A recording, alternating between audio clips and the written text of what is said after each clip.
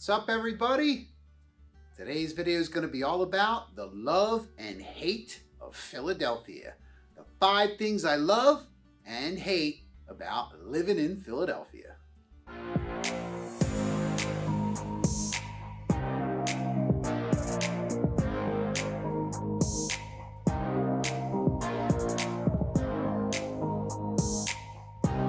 Hey everybody, welcome back. I'm Gregory Martyr, your local real estate expert here in Philadelphia.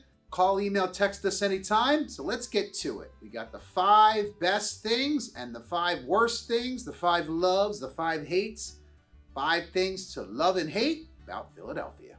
So I'll talk about the 5 things that we love, the 5 things that we hate, and then we'll give you a few that are right down the middle. All right, so number 5, there are endless things to do. Endless. Within about 2 hours of Philadelphia, there are Maryland, Delaware beaches. You've got Poconos, you've got Lancaster, you've got the city, you've got the country. Literally, you could drive within an hour or 2 and be in another city, or be along the beaches, or even in the harbor of Maryland, or you could be in the woods of the Poconos or the rural rolling hills of Lancaster. So whether you're in the city or outside of the city, you're only about 30 minutes away from sports complexes. If you like to see professional sports, Philly is a great central location for that. Check out our South Philly video. My wife and kids and I, we like exploring the different cities in neighborhoods in Philadelphia, like South Philadelphia and Manayunk. There's always something to do for families, or if you ditch the kids or have mom take care of the kids. It's great stuff to do for single people too. Speaking of that, let us know what neighborhoods you like in the comments below. We'll check them out. Maybe there's a neighborhood you like that we haven't done a video on, although we got a ton of content on here. Check out our other videos. Got to check out that Old City video. It's another cool spot we like to check out. So with all the endless possibilities and all the great places to go, and you'll literally never run out, way more than I could cover in this video, the con to that, the hate part of that, is traffic.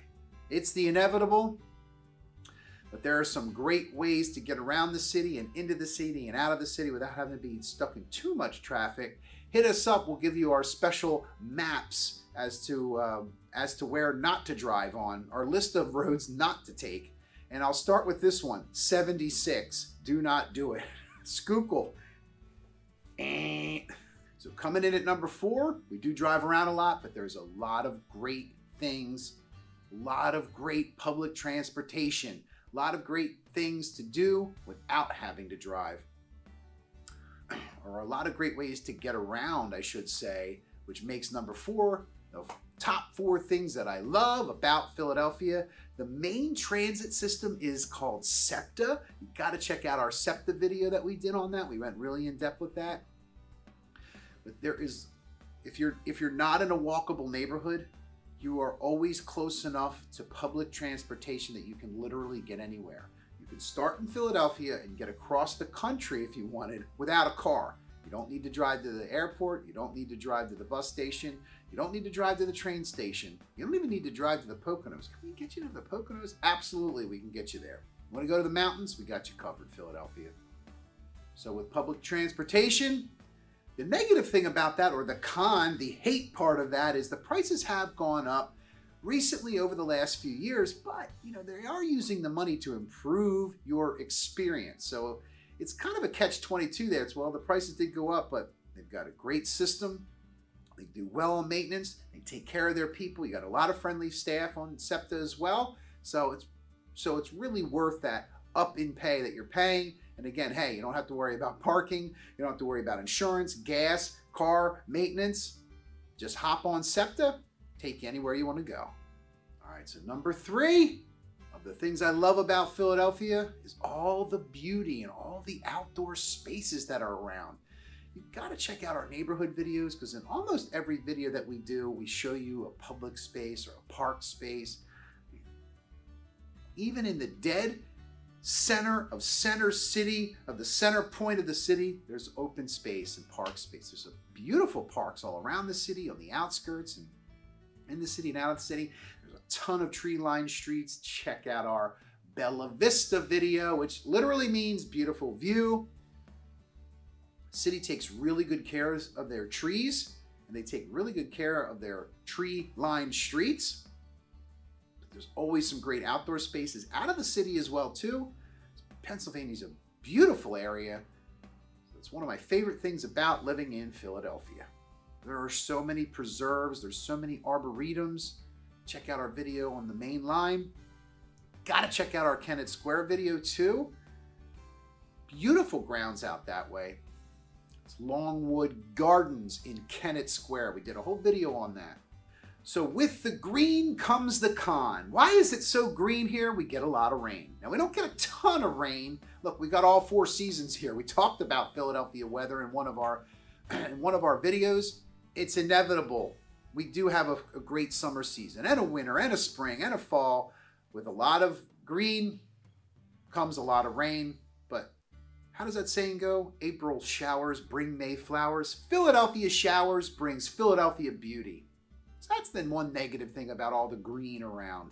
Having 4 seasons, you're going to get the best of the best and the worst of the worst. So you're going to get it to be really cold. It's also going to be really, really warm. The spring and fall seasons are beautiful here. All right, so coming in at number 2 of what I really love about living in Philadelphia and generally in the Pennsylvania area is I love food and beer and drinks. Okay, I love food and drinks. I admitted it. And I'm not sorry for doing so. But Pennsylvania is one of the biggest states for craft beer. There are a ton of great local, organic, family-owned, super localized craft places all around the city and all outside of the city too. There's a ton of great wineries and a ton of great distilleries. It's all small batch right in this general area. And if somebody loves food as much as I do, I would like you to text me now because I want to know what you're having for dinner tonight. No, but seriously, I constantly do think about food. Somebody asked me, are you hungry? And I say, well, am I awake? But even in my dreams, I'm dreaming about it. But the food in this area is so eclectic. Philadelphia is a cultural melting pot. For crying out loud. You've got all kinds of great food, and we touch on all those on all of our videos. You've got to check out our videos. We always hit up a great little spot to go and eat. And if you're ever in the area, send me an email or shoot me a text or give me a call. Let me know, and let's have a bite. I'm sure you've heard of Yuengling Brewery. We got that right out here in Pennsylvania. It's maybe an hour and a half outside of the city. Not quite 2 hours, but depending on if you're on the furthest outskirt of the city and trying to get to the Yuengling Brewery, but it's where it all started right here in Pennsylvania. We've got artisan restaurants, artisan bakeries, we got culinary delights, we got people that travel all around the world to come to Philadelphia to show off their culinary skills and to learn about culinary skills. And also to experience the culinary delight here in the Philadelphia area. So with the good comes the bad and the ugly. We'll save the ugly for another video, but the con to all of that is because there's such great attractive things and there's such an attractment, is that a word? There is such a drawl here in the Philadelphia area that home prices have actually gone up over the last several years because of it. More houses are popping up, which is driving the price up, which makes inventory at a premium. It's great for real estate if you've bought it already, but you're paying a premium to have premium experience, but it's well worth it in the end for sure. So that would be the negative to all the great food. Couldn't really think of another thing except maybe putting on a few extra pounds, but that's okay. We take a brisk walk in one of our great outdoor spaces and we'll walk off the calories. So living in Philadelphia, as far as the house prices going up like that, when you consider the other local metropolitan areas like New York and Washington, D.C., we actually rank right just above the national average, which is great. We really come in at a very well affordable price point for the cost of living. Check out our cost of living videos as well. So you get a great experience, you get a great bang for your buck, worth every penny. All right, so the number one thing that I love about Philadelphia and living in the greater Philadelphia area is the cultural experience. As I mentioned before, Philadelphia is the melting pot of culture. we've got at least one of everybody from the world in our fair city. And I'm willing to bet that that's true. And all the differences that make Philadelphia what it is what brings us all together. We've got different religions, we've got different people, we've got different colors and different races. We've got it all here. And you know what? Everybody likes each other, okay? Does everybody always get along? Well, maybe not, but we've all come together. And that's what makes Philly such a cool place. So the con to that is when you have a lot of people that get together, a lot of people I see are kind of generalize us and say, oh, Philly is all, you're all together, maybe you're all weird, or you're all Philadelphia, all Philadelphia acts like that in one way or another. Check out our 8 myths debunked Philadelphia video. Making generalizations doesn't always work, but you know what? Making comments about Philadelphia is what makes us great. We take it in stride, and we take each other, and we help each other. We take it to heart. Sometimes it's true. You know what? Sometimes it isn't true, but that's okay.